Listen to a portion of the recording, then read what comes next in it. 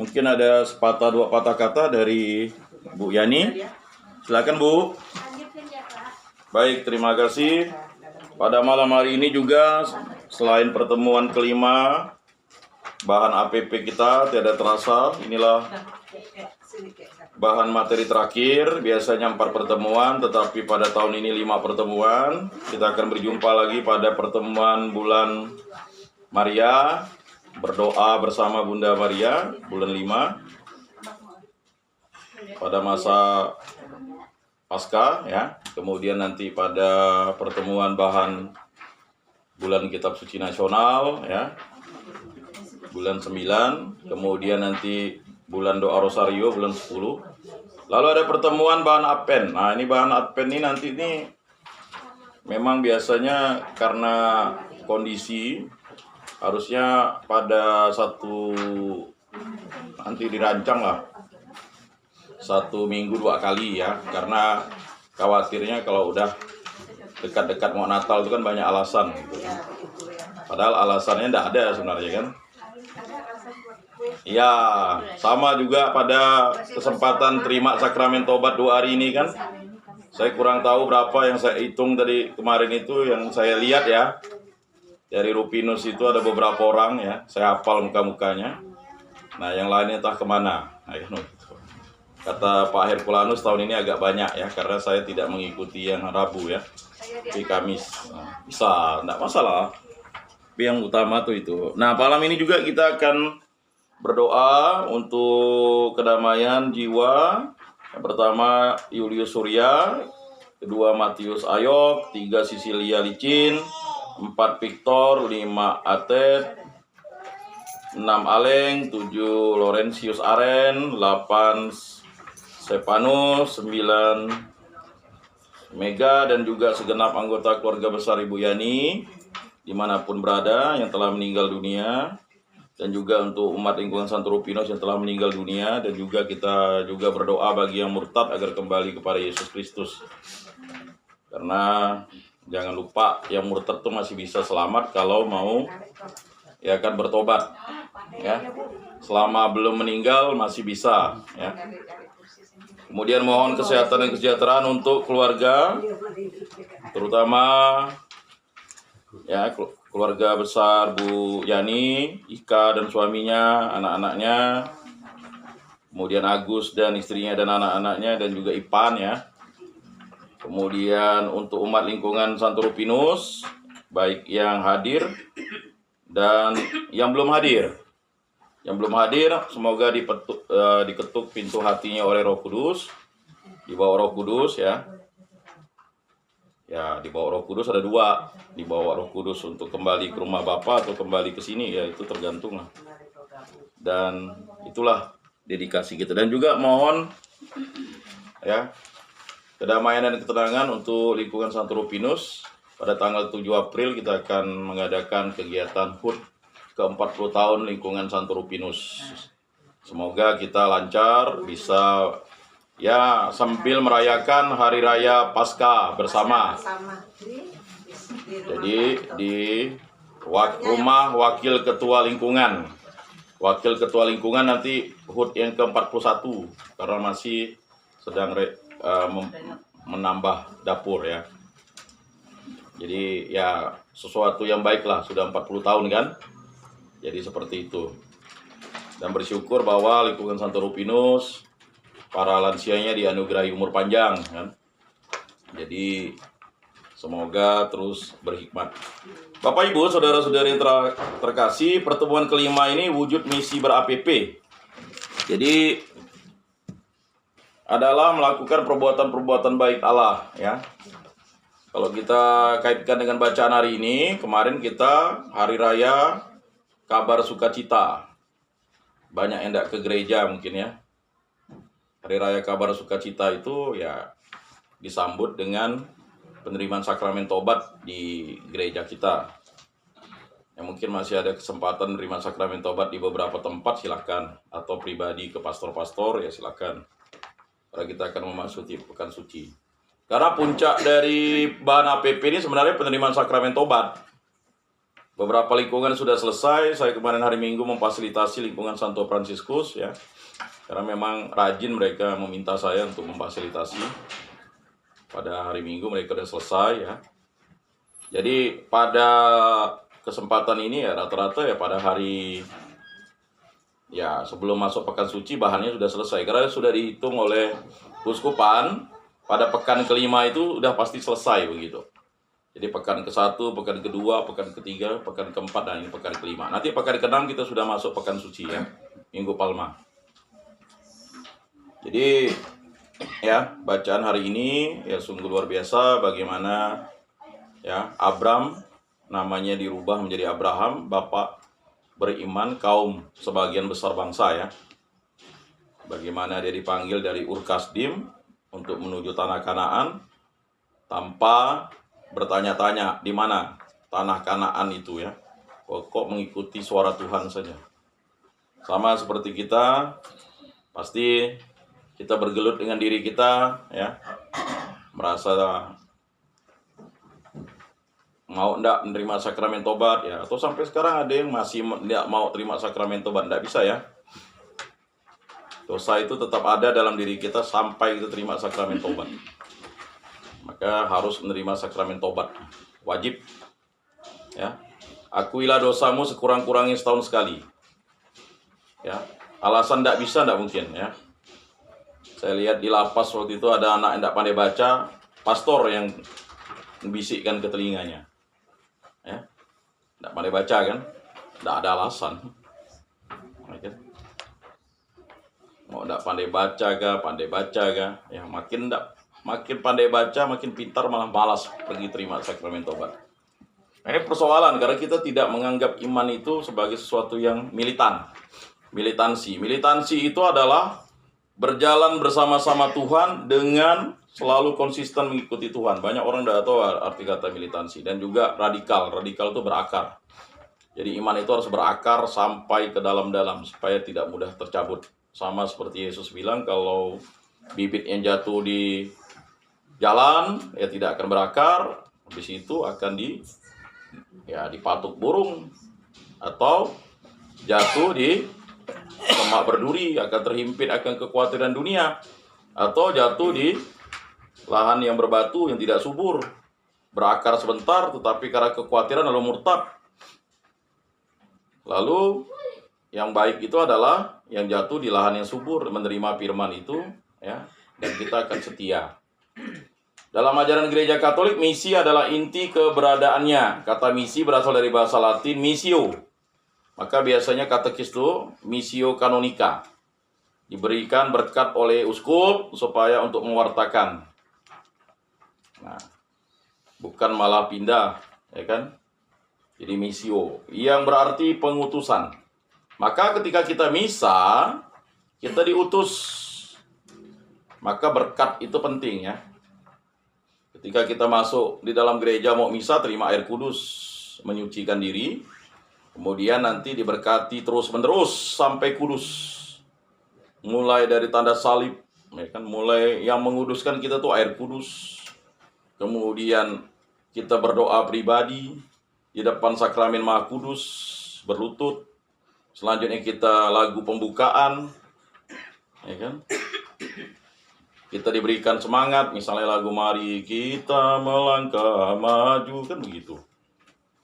Disuruh maju, ya. Kemudian setelah itu kita diberikan antipon pembuka, ayat kitab suci. Lanjut kita nanti ya menyadari dosa-dosa kita, lalu kita mengaku mendapat absolusi umum, ya. Dosa-dosa ringan dihapus, ya. Kalau dosa berat seperti berzina, menghujat Roh Kudus, atau membunuh itu wajib terima sakramen tobat. Dan juga dosa-dosa yang berat, ya. Jadi sebelum terima sakramen tobat, saya tanya Pak Her tuh, dosa apa yang paling banyak Pak Her? Dosa berbohong katanya. Ya kan namanya kita sharing kan. Kalau udah duduk di bangku kan. Di situ saya bilang dosa paling banyak tuh dosa pikiran kita nih, dan dosa penglihatan. Nah itu paling banyak. Tapi Tapi kalau udah sampai kamar pengakuan, kalau nggak bawa catatan pasti lupa, ya kan? Nah, jadi seperti itu.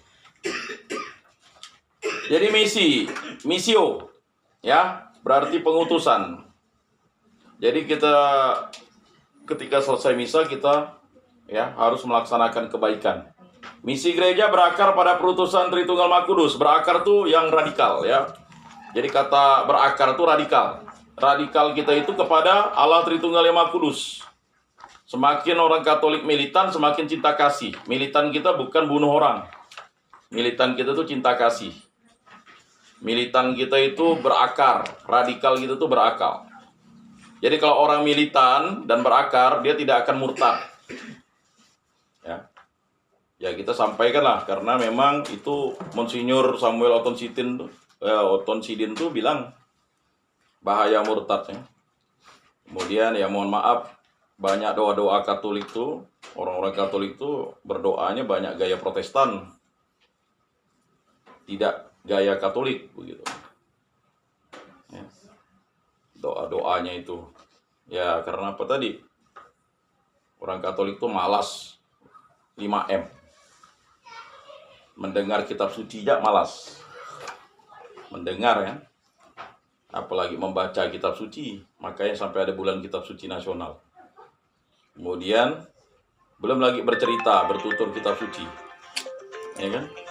Makanya dalam Pesparan itu ada bertutur kitab suci. Atau bercerita tentang kitab suci. Kemudian melihat. Disuruh lihat. Lihatlah, masih nunduk kepala. Disuruh lihat tuh. Udah dirubah, lihatlah. Mukjizat yang setiap minggu kita lihat itu adalah Yesus Kristus. Jadi orang Katolik kalau tidak pernah lihat Yesus, berarti tidak pernah nyambut dia. Jadi seperti itu. Lalu, ya, menulis. Nah, menulis berbagai macam lah. Ya, jadi seperti itu. Jadi misi gereja berakar pada perutusan Tritunggal Maha Kudus. Jadi kita harus setia kepada Allah Tritunggal yang Maha Kudus. Allah Bapa mengutus putranya dan bersamanya Roh Kudus untuk menyelamatkan dunia. Jadi siapa yang mengutus Yesus? Bapa. Dan bersama dengan Roh Kudus.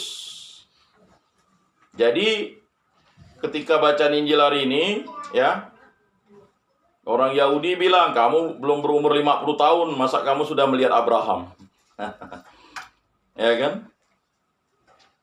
Sebelum ada Abraham, aku udah ada Firman, Sabda.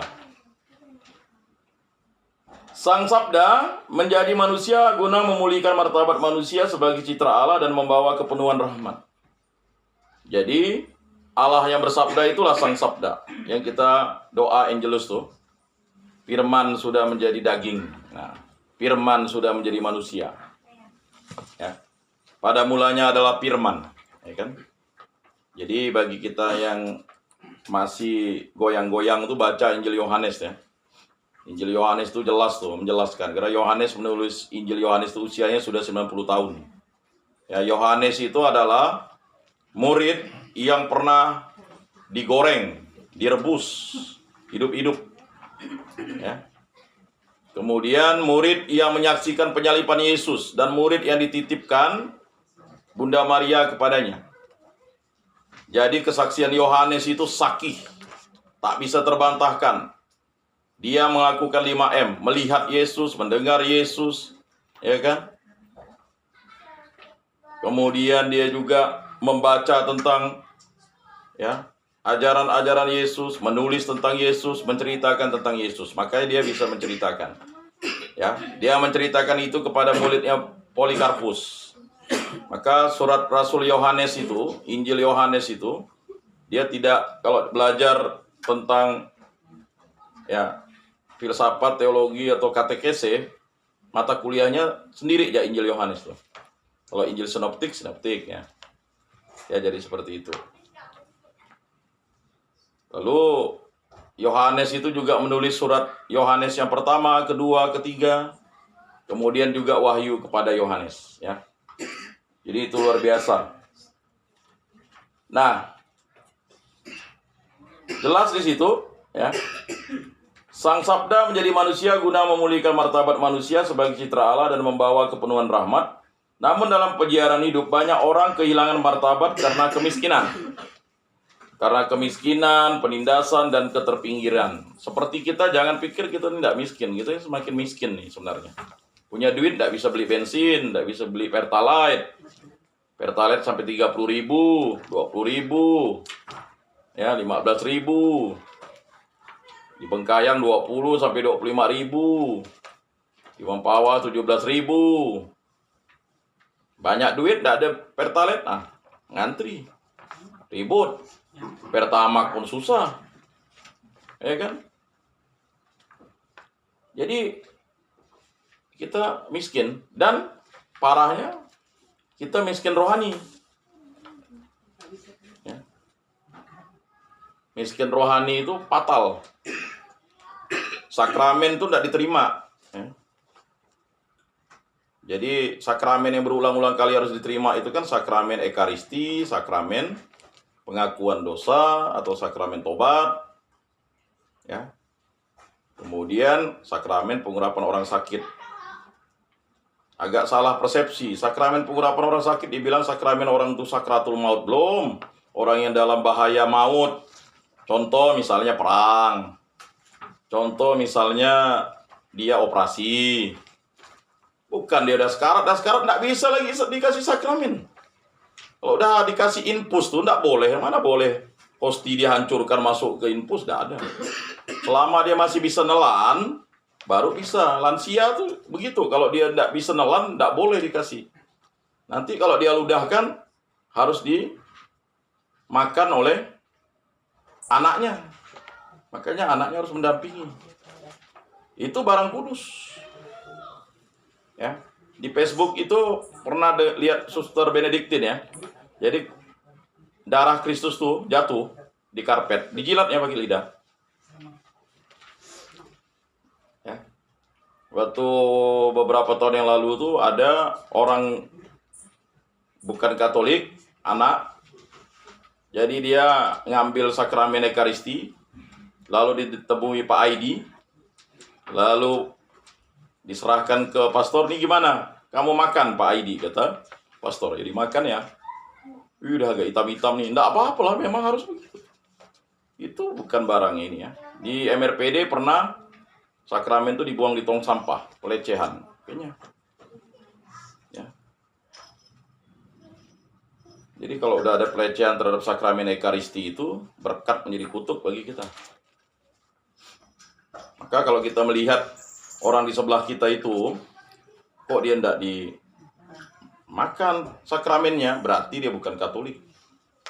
Harus diberitahu, diambil. Karena pelecehan itu. Karena takutnya dia bawa untuk jadikan jimat. Ya. Bahkan ada kesaksian kawan saya yang sudah meninggal, tapi bukan Katolik. Dia minta barang itu dengan kawannya kasih pula. Itu berarti orang Katolik itu baga-baga, tidak ngerti barang itu. Jadi dianggapnya roti biasa. Tidak. Itulah yang membuat Protestan tidak bersatu, gara-gara Martin Luther itu debat dengan Zwingli tentang Ekaristi. Jadi Martin Luther walaupun sudah protes, dia kan orang Katolik yang memprotes disebut Protestan kan, non-Katolik. Jadi tidak bisa bersatu. Sebenarnya udah bersatu dah mereka, cuman pada saat itu Zwingli menganggap itu lambang. Nggak, kata Martin Luther. Dan dia kan mantan pastor ya.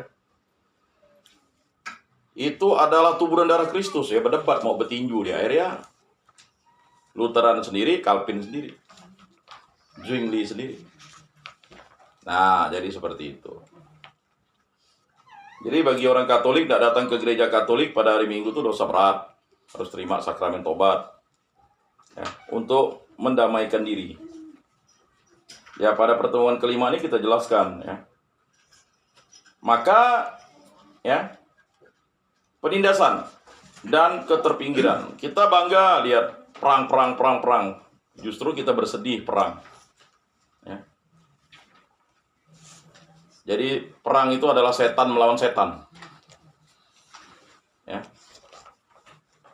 Jadi bukan bangga kita, tapi bersedih. Dengan perang itu berarti membunuh manusia. Sudah jelas jangan membunuh. Lalu keterpinggiran. Kita ini di kota ini lalu jadi kampungan, tidak ke gereja. Orang di kampung setengah mati jalan kaki. Ada satu desa di daerah seluas tuh, sampai 3 gereja dia bangun. Karena satu dusun tuh jauh, 8 kilo jaraknya. Nggak bisa lah Pak, kalau kami pergi itu mau 2 jam, 3 jam jalan kaki. Becek lagi. Ya kan?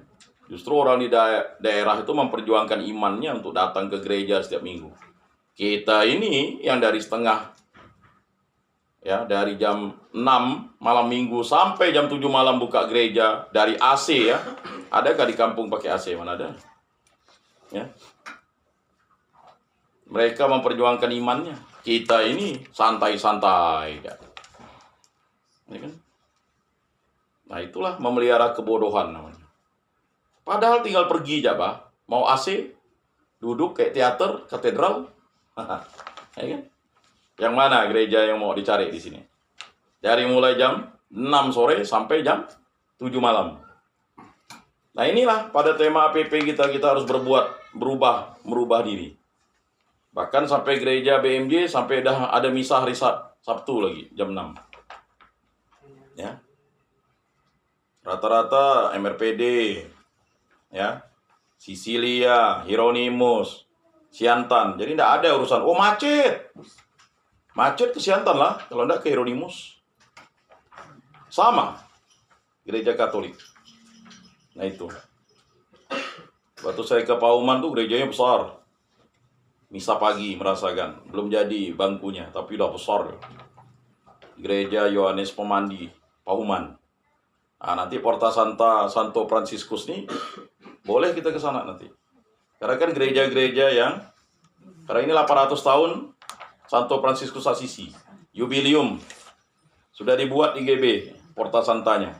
Mungkin setelah penjiarannya bulan 5 kan. Ya, setelah Paskah. Ya. Porta Santa tahun ini, ya, untuk gereja-gereja misalnya di Sisilia, yang dimana Fransiskan berkarya. Di Sambas, ya, di Jagoy, kita ke Jagoy lah, dengan seluas, ke Sanggoledo. Nah, kalau di Landa, gereja Salib Suci Ngabang dengan gereja Santo Yohanes Pemandi Pauman. Ya kan kalau enggak gitu, enggak jalan gitu. Jangan-jangan sampai mati pun enggak pernah nginjak gereja itu gara-gara enggak ada Porta Santa. Kayak gereja Tiang Tanjung itu kan, luar biasa. Nah, jadi gereja-gereja yang nanti di Kuskupan Agung Pontianak yang mungkin Delta Kapuas anak di Rasau. Itu kan Kapusin. Ya beberapa gereja-gereja, semoga bisa ya. Jadi karena itu setelah kebangkitannya Yesus mengutus para murid untuk mewartakan Injil dan membaptis semua bangsa. Jadi yang menyuruh itu adalah Yesus. Tertera dalam Markus 16 ayat 15, Matius 28 ayat 19 sampai 20. Perutusan ini berarti menghadirkan kasih Tritunggal yang memulihkan manusia dan ciptaan sesuai kehendak Allah. Jadi kepulihan itu ya karena baptisan yang kita terima itu. Misi gereja diwujudkan melalui kesaksian hidup. Kesaksian hidup, ya. Jadi kesaksian hidup itu martiria. Ya, makan tanda salib, di warung tanda salib, doa Bapa Kami, Salam Maria, itu kesaksian. Ya, naik motor tanda salib, ya kan? Oh, itu orang Katolik. Di Jakarta ada orang nyebrang tanda salib. Ya kan? Orang Katolik tanda salib dia nyebrang. Ya kan? Iya. Di kita, kalau di Filipina, ketika dia melihat gereja, dia langsung tanda salib berlutut. Karena di situ ada sakramen Ekaristi. Di kita, dikentuti kali, lewat ya. Yang tanda salib. Padahal tidak boleh itu kalau kita lewat gereja Katolik, kita harus tanda salib. Karena penghormatan terhadap sakramen Ekaristi. Ya, bukan tidak tahu, kata kesenya dia. Yang tua-tua pasti tahu. Ya, yang tua-tua tuh saya yakin tahu karena kata kumennya lama. Kalau yang muda-muda tuh pura-pura tidak tahu gitu, Pak. Pura-pura lupa, dulu lupa, dulu tidak tahu sekarang lupa kan begitu. Memang berat. Mari kita memulihkan hubungan kita dengan Tuhan, kan? Makanya sebenarnya kalau kita masuk ke gereja, itu minimal kita ambil air kudus. Tapi kalau kita bersih gereja kan terima air kudus dulu. Di situ ada sakramen Ekaristi. Kadang kita tuh ya tidak menghargai, tidak menghormati. Lewat sakramen Ekaristi bukannya berlutut, ya kan? Nah itu. Kalau dulu tuh kasut kita harus buka tuh, naik ke altar. Sekarang udah modern katanya. Mana modern? Ya. Makanya dulu misdinar tuh mana ada pakai sepatu, kaki ayam kami dulu. Nah itu. Jadi misi gereja diwujudkan melalui kesaksian hidup, pelayanan. Nah pelayanan. Melayani diri sendiri, datang ibadat pun susah, ya kan? Tadi saya memberikan penyuluhan untuk orang rutan tuh. Apalah. 100 orang di sini datang pun susah benar, hanya 30-40. Narkoba kali. Jadi kemarin kami di Pauman itu, ya, kebetulan Pak Wahyudi yang ngasih narkoba tuh ya. Bukan masih ngasih narkoba, ngasih penyuluhan tentang narkoba, kasih untuk dekanat Landa ya, seksi keluarga. Narkoba tidak bisa sembuh,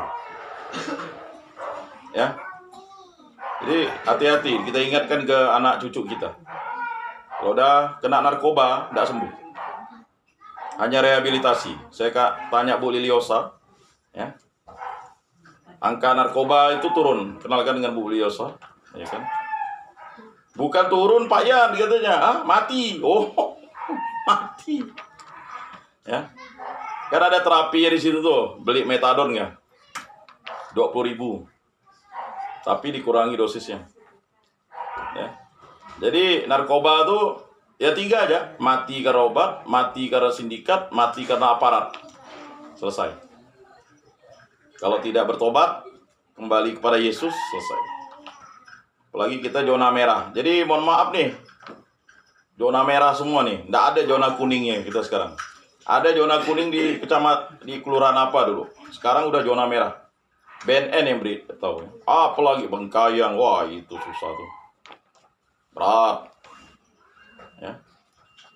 Hati-hati titipan barang-barang dari Bengkayang, dari Sanggau, ya. Dari Landa, nitip-nitip ke kita. Apa nih? Bukan, ya. Narkoba. Nak ngerokok baga-baga, narik kolor bapak. Ya memang narik kolor bapak. Di Kapuas Hulu tuh ada satu orang kaya, anak tunggal, narkoba. Sekarang tinggal di ladang. Tinggal pakai kolor ya. Kalau anaknya narkoba, narik kolor bapaknya. Karena anak satu-satunya. Habis untuk beli itu. Ya, segunung pun habis duit. Jadi itu menjadi ancaman serius bagi kita. Ya. Dan sudah rahasia umum di lapas dan di rutan. Saya nanya anak-anak, mana kau pakai? Di lapas Pak. Ya ampun, gimana ceritanya kau pakai di lapas? Ya untuk happy-happy lah. Kecuali lapas anak aja, ya enggak.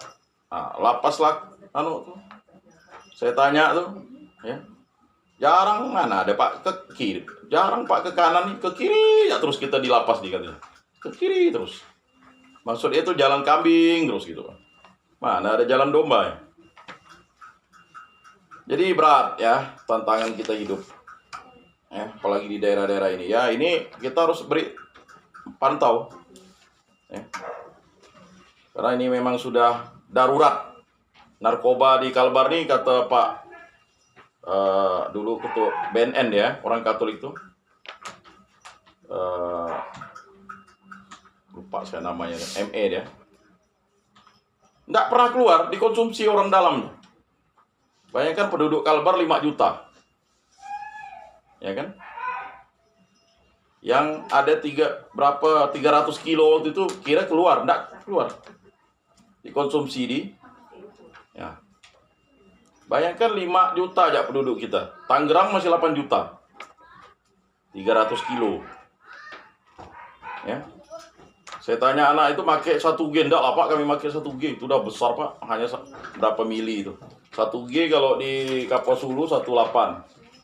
Di Ketapang 2.400.000. Ya, 1G bisa pakai berapa kali itu? Paling 2-3 kali lah Pak. Ya. Jadi kalau udah pakai barang itu susah. Ya. Ponaan Pak Wahyudi itu udah mengingatkan ponaannya. Ndak om bisa. Calon suaminya narkoba. Sekarang lalu dia tuh diingatkan, jangan putuskan, masih dia nekat. Benar, nggak bisa dikontrol. Akhirnya minta cerai, diurus. Jadi sekali narkoba tetap narkoba, payah dia keluar. Ya. Ibu yang dari Singkawang kapan makainya yang di lapas perempuan tuh kan saya tanya. Semenjak SMP. SMP di mana? SMP Bruder Singkawang. Jangan pikir sekolah Katolik aman. Suaminya udah meninggal. Ya. Polisi. Pakai narkoba gak ke suami? Iya katanya. Ya ampun. Orangnya cantik, ibu itu. Anak 4. Dah bebas sih. Cuman itulah. Ngingat susah. Ingat tanggal kawinnya pun gak bisa. Tanggal lahirnya. Itu efek dari narkoba tadi. Ya. Jadi mari kita waspada. Maka misi gereja diwujudkan melalui kesaksian hidup, pelayanan dan tindakan kasih sehingga setiap orang beriman dipanggil menjadi terang dan garam di tengah keluarga dan masyarakat. Nah, jadi kalau kita mengasuh anak tidak ke gereja itu bangunkan, suruh ke gereja. Jangan biarkan dia pandai baris diri. Nanti waktu kawin dia berubah. Mana ada. Sekali malas tetap malas lah. Di lapas tuh yang malas ke gereja ya malas, yang rajin ya rajin. Nggak bisa ngerubah orang tuh kecuali simbur air kudus kan. 1 ember pun susah juga. Ya enggak? Kalau orang yang nggak mau berubah. Ya memang Tapi kita sebagai istri, suami itu ingatkan. Pak, gereja Pak. Sampai bosan lah. Nggak boleh bosan. Itulah. Kasih itu mengingatkan. Berkorban. Ya. Gerakan aksi puasa pembangunan EPP adalah wujud konkret misi tersebut melalui doa, puasa, dan amal kasih selama Prapaskah. Umat diajak bertobat sekaligus terlibat membangun kesejahteraan bersama. Nah, puncak bertobat itulah terima sakramen tobat, begitu. Ya, terima kasih ya sudah terima sakramen tobat, ya kan? Yang belum masih ada sempat, kan begitu. Bapak, ini pengakuan saya yang 20 tahun yang lalu, dosa-dosa saya adalah kan gitu. Marah istri, pukul istri, bohong istri, atur semuanya, ya kan? Lihat cewek, nonton film porno misalnya, nonton TikTok, nonton YouTube, doa ndak, ke gereja ndak berapa kali. Itu kan. Lalu apa? Saya menyesal atas dosa-dosa saya dan saya mohon penitensi dan absolusi yang berguna bagi kehidupan saya. Nah, nanti dikasih penitensi, absolusi, dan dibebaskan oleh imam. Imam bertindak sebagai Allah Bapa. Kalau takut lihat imamnya karena kenal, ya kan? Tutup mata. Ya kan? Itu pastor siapa ya? Ini pastor siapa ya? Saya kemarin mau ke Pastor Rino biar lama-lama, Pak. Biar mendengar dosa saya. Oh, enggak, kesana aja, lebih cepat katanya. Pastor Rino, udahlah ke Pastor Rino. Yang lain ke Pastor Rino. Istri saya ke Pastor Rino karena udah mau selesai itu, udah mau. Ya kan tidak susah kan? Paling 5 menit, 10 menit, 15 menit. Nah.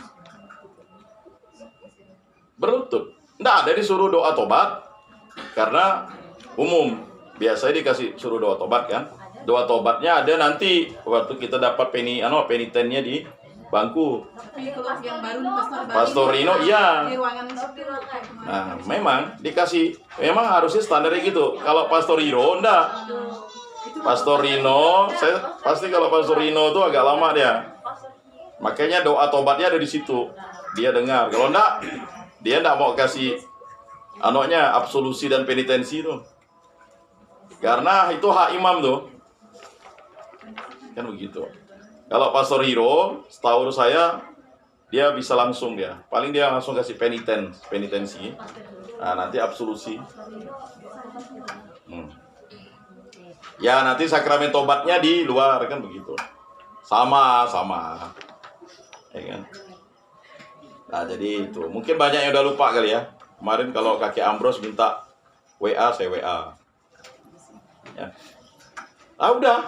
Nanti dengarkan pastor kan habis itu. Ya, nanti pastor bilang melepaskan dosa-dosa kita dan menghapus dosa-dosa kita kan itu. Nah, itu. Nah, itu terima kasih Bapak, keluar dah. Ke depan altar, doa, penitensinya apa. Nah, itu. Tidak sulit Bapak-bapak, Ibu-ibu, saudara-saudari, ya kan? Cuman kita yang sulit tuh kita bergulat, mau enggak. Gitu. Ya kan? Karena memang itu butuh kerendahan hati. Selama kita masih menganggap diri kita tidak berdosa, payah memang masuk ke situ. Ya. Tapi itu penting. Makanya Bapak Ibu, saudara-saudari yang terkasih, bahan APP ini menuju ke sakramen tobat itu. Begitu. Jadi banyak yang berpikir, cukuplah kita bahan APP. Enggak, itulah dia. APP itu, ya.